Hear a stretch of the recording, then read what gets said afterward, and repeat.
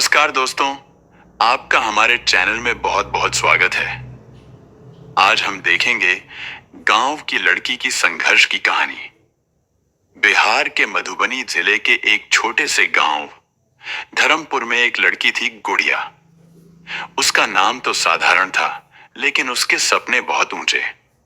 वो जब छोटी थी तब उसकी दादी उसे हमेशा कहानियां सुनाया करती थी। रानी लक्ष्मीबाई, कल्पना चावला और किरण बेदी जैसी महिलाओं की। गुड़िया हर बार आंखें बड़ी करके सुनती और सोचती, क्या मैं भी कभी कुछ बन सकती हूं? लेकिन उसका जीवन आसान नहीं था। उसका घर कच्चा था, स्कूल गांव से 2 किलोमीटर दूर। पिताजी दिन भर खेतों में काम करते और माँ सुबह से शाम तक घर गृहस्थी में लगी रहती।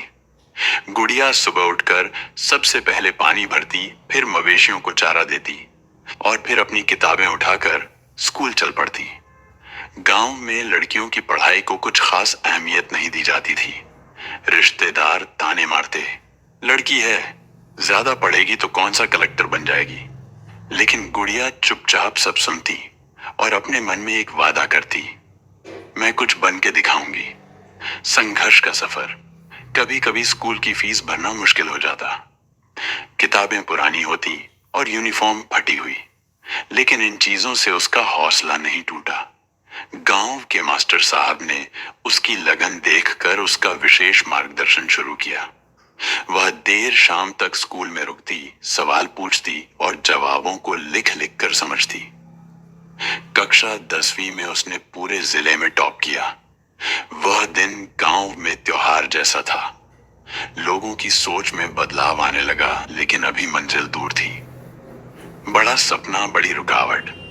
12वीं के बाद गुड़िया का सपना था पटना जाकर बीएड करना और फिर सरकारी स्कूल में टीचर बनना। लेकिन आर्थिक हालत बहुत खराब थी। माँ ने अपने पुराने गहने बेच दिए, पिताजी ने छोटा लोन लिया, कुछ रिश्तेदारों ने मुंह फेर लिया, लेकिन माँ पापा ने साथ नहीं छोड़ा। गुड़िया पटना गई और वहीं एक हॉस्टल में रहकर पढ़ाई शुरू की। शहर का माहौल नया था।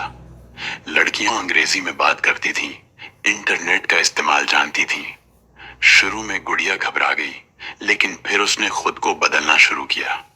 यूट्यूब पर वीडियो देखकर पढ़ना शुरू किया, अंग्रेजी बोलना सीखा और कंप्यूटर पर काम करना सीखा।